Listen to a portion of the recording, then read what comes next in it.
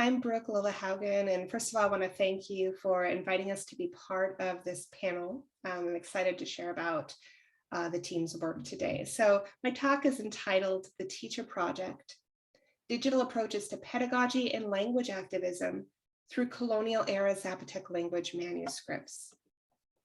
So in particular, I'll be talking about motivations, practicalities, and opportunities present in community engaged digital scholarship.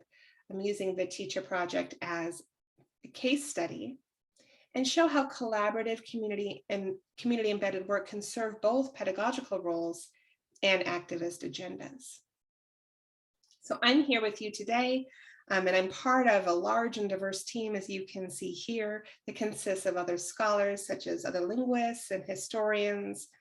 We have Zapotec educators and scholars as well, who form a Zapotec advisory board, and a large number of undergraduate, graduate, and even some high school students that form part of the team.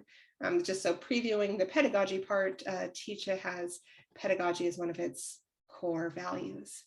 So I'm going to start by backing up and giving some context around Zapotec language. Then I'll talk more about Teacher and what we do in Teacher, and then talk explicitly about pedagogy, activism, and the intersection of those at the end of the talk. Zapotec languages are spoken primarily in what is now the state of Oaxaca in southern Mexico, and also by diaspora communities throughout Mexico and the US, especially in the greater Los Angeles area, which is where I first heard Zapotec spoken. Oaxaca itself is very ethnically and linguistically diverse, and here you can see some of the other language families that are spoken in Oaxaca in relation to Zapotec. You can see that the languages in the Zapotec family are spoken over quite a large area of Oaxaca. Zapotec itself is a language family about as old and diverse as the Romance language family, if you think of that as an example. And there's about 400 to 450,000 speakers of all these different Zapotec languages. And communities are shifting to Spanish in more and more contexts. So all Zapotec varieties could be considered endangered, and some are critically endangered. And that would mean that there are no longer children learning Zapotec as a first language in the home. Most speakers of Zapotec today don't write their language, though many people are reclaiming it, and it's part of what we'll be talking about later on. And discrimination against speakers of Zapotec and acts of speaking Zapotec have a long history and continue today, and that's part of the context of the work that we're doing. Speakers of Zapotec languages have been writing Zapotec for over 2,500 years, and here we see some examples of logographic writing. And Zapotec has a long history of alphabetic writing and a very large and diverse corpus of alphabetic language texts. So here we see one part of the corpus that is metalinguistic. So we have dictionaries and grammars where languages is the object of the writing. Religious texts such as doctrines, catechisms, confessions of faith. And then a large corpus of monolingual Zapotec language administrative texts, so things like last wills and testaments and bills of sale. All right, so we'll turn to the Teacher Project for a moment then. So Teacher is a digital text explorer for colonial Zapotec. We have English and Spanish interfaces of the website, and here you can see the URL. We also use social media a lot to engage with our different stakeholding communities. I won't be talking about that today, but if you're interested, you can follow along there and see some of the ways that we use social media. On the website, users can explore multiple levels, interlinked levels of text, including high resolution images, of course, metadata that we have about the documents. And the texts are made publicly available on Teacher as soon as possible. So if all we have permission to put up is the images and we haven't even done a transcription yet, we put that up. If we have a transcription and a draft, we put it up. So you'll always see Teacher as a work in progress with things that are not complete. But this is because the acknowledgement and the existence of these texts is important to the Zapotec community. And it makes visible a written history that is viewed as only an oral language. And I put that in quotes because, of course, a language does not need to be written to be a language. But the ideologies around Zapotec today in Mexico is that it isn't written and maybe even can't be written, I've heard people say, and that simply isn't true. And so this helps to visibilize the long written history of Zapotec. And the priorities of the Zapotec language activists, in particular the members of our Zapotec Advisory Board, help determine our design decisions and priorities in the teacher project. So here, for example, you can see one of the manuscripts available on Teacher and the types of metadata we have available. You can see the various other tabs. Text will allow you to see a plain text transcription of this text, or if a plain text transcription is not available, there's a crowdsourcing option. And so any of you who have some skills in paleography and ever want to contribute to the teacher project, we're always seeking people to help transcribe, especially the Zapotec language texts. It's also a great thing to think about incorporating into a course if you have a course where you're teaching paleography. And analysis and translation will include things like morphological analysis or a translation. The PDF button here allows you to download the entire resources available for this particular manuscript. And we've done this because, for example, many Zapotec community members in Oaxaca have occasional access to internet, but not necessarily continual access to internet. And so one thing they could do would be to download the resources to look at later or to share in their community. We use TEI encoding behind the scenes, and I'll talk a little bit more about that in this talk. But one thing that allows us to do is, when I talked about the interlinked layers of text, is to add additional information. So here you see, this is part of Cordova's Arte, the grammar about Zapotec, and you can see, probably you recognize words like dative, accusative, vocative, and maybe this is bringing back memories of case. If that's good or bad for you, I don't know. But the thing is actually that Zapotec languages don't have case for their nouns. So this is organized like a Latin grammar, which makes sense given the time period and how people would have thought about language then. But it's not necessarily so helpful for finding things in Zapotec. However, it has a lot of useful information in it. So one thing that we've done then is that we've encoded linguistic analysis on the pop-ups that are available. And this provides a modern linguist analysis of morphological analysis of the Zapotec word or phrase there on top of the structure that already exists. So this is something you could reveal or hide depending on your interests. Talk a little bit about pedagogy. So one thing I did already mention in terms of crowdsourcing is transcription. And several of the team members use this as part of courses we teach, and we have students transcribe as part of Teacher. And this is something also that people who are not part of the teacher team have incorporated into different types of classrooms. Skip this slide. So another thing that we have students involved doing is the TEI encoding behind the scenes. So TEI stands for the Text Encoding Initiative, and it's a subset of XML that allows us to mark up text to be able to show different parts of it depending on the context. One thing we use that for example, is to create a normalization of the Spanish. So I mentioned that we work with Zapotec communities to help decide the priorities of the teacher project.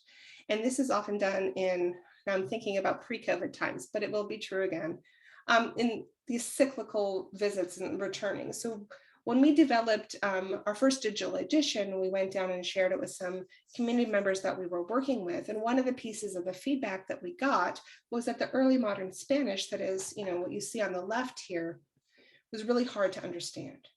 Okay. So we brought this back and thought, okay, we can encode a normalization of the Spanish. Our first pass was to encode simply modernization of spelling and word boundaries and nothing else. So that is, we didn't change word choice or we didn't change syntax. We just updated spelling and word boundaries, and that's what you see on the right. And then when we returned with this example, the feedback was, yes, that's the right amount to be able to make this more understandable. And so this is something that students are also involved in doing on Teacher, is encoding this normalization using TEI. Teacher is part of co-curricular learning at Haverford College, where we're based, in the digital scholarship I don't know why I wanted to say department, but that's not right. In the digital scholarship is based at the Haverford College Libraries. And a lot of this learning has happened in my classroom and other team members' classrooms that I've just talked about, but we also have co-curricular learning. So the library employs interns and has fellowships and work study for students working in digital scholarship, and some of the skills that they have and they further develop as part of the teacher project includes web development, user design principles, interface design, and always with the teacher project, I feel like we're always thinking about accessibility. So how can we do the work on our end so that access to these documents and all of the things that access means is something that we can further facilitate. The students have done really amazing projects. So in the fellowship project program that I mentioned on the previous slide, these are often summer fellowships and students might have 10 weeks of funding. And there's ways that they can work on ongoing work on Teacher, and they also can have kind of standalone projects.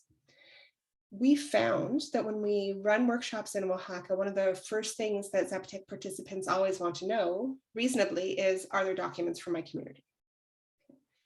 And there may or may not be documents from a particular community, but there may be documents from communities nearby. And so one student heard this interest, and as part of her summer work, her name is Jamie Metzger, developed this map of the manuscripts. And so we can send any users here to see these are the communities that we have documents on Teacher available from these places. Okay, I'm going to come back to pedagogy at the end of this, but let me shift a bit to language activism and resistance. So the Teacher Project visibilizes and highlights the intellectual history of Zapotec Indigenous society. This is very important because we were talking earlier about ideologies around writing.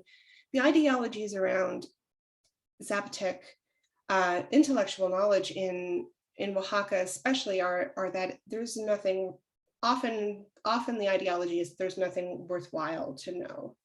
And that, of course, simply is not true. And this is one place, one resource where we can really visibilize the long and rich intellectual history and present of Zapotec individuals. And we present the documents in a way such they can be viewed as monuments of history and not simply objects of history. One thing that you can imagine might be particularly challenging is because there's ideologies that frame Indigenous people as ancient or of the past, how could we, as a digital scholarship project that deals with this historical archival manuscripts, not reinforce the same discriminatory ideologies?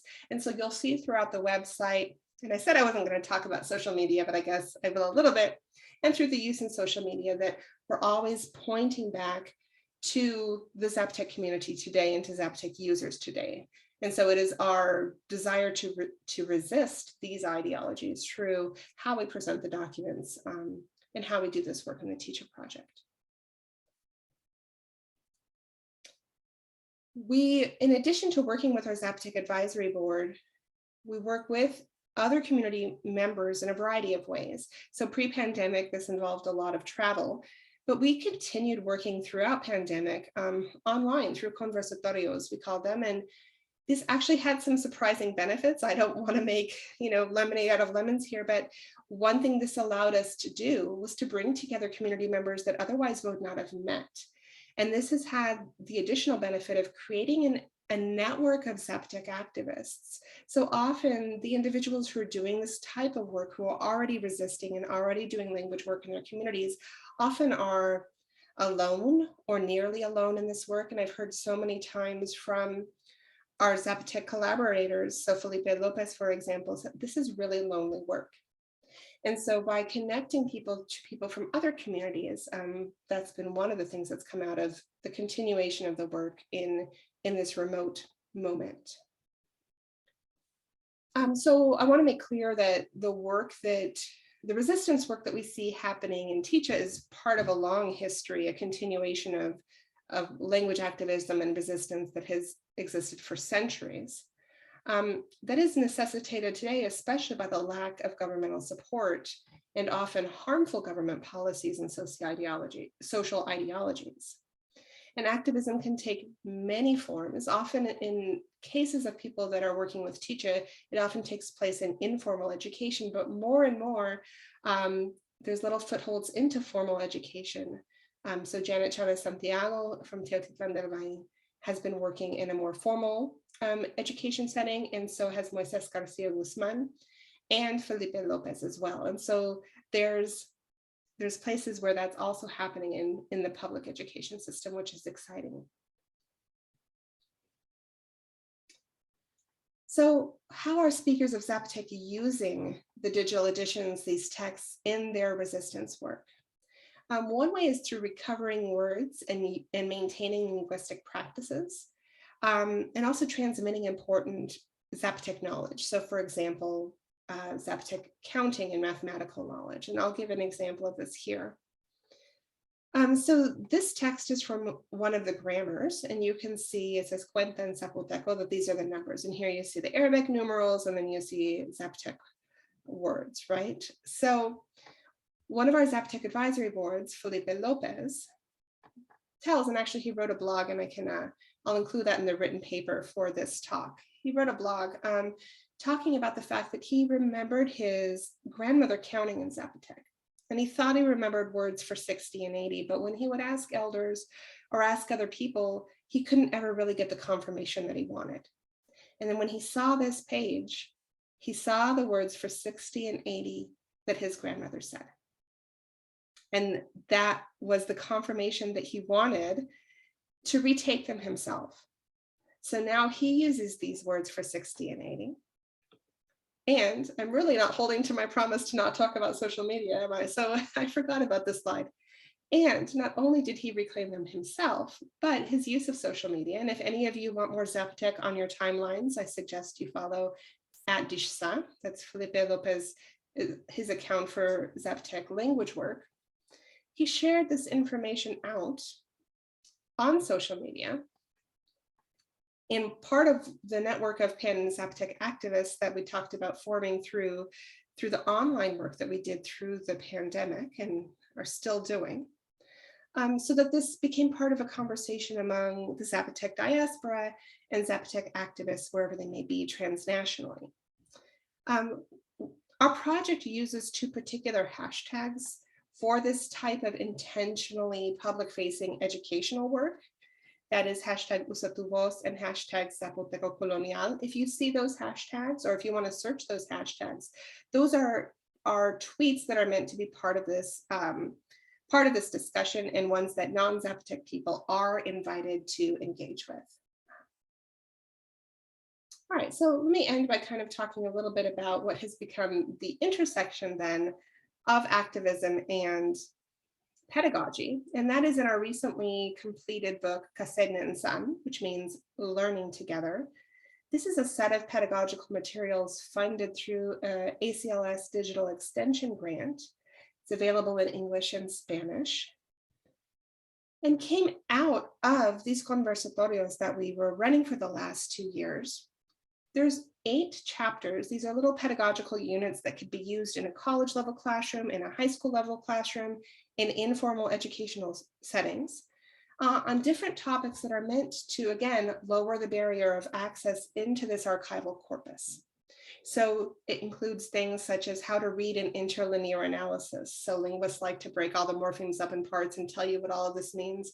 The first time you see it, it might seem intimidating, but spend an hour with it, you can figure it out. So all of this is meant to, again, lower the barrier of access. This chapter on numbers, for example, speaks to what Felipe had mentioned in terms of reclaiming Zapotec math and Zapotec science in that way. And we have found that this chapter actually really resonates with a lot of the communities that we're working with. This is knowledge that usually is not taught in public school.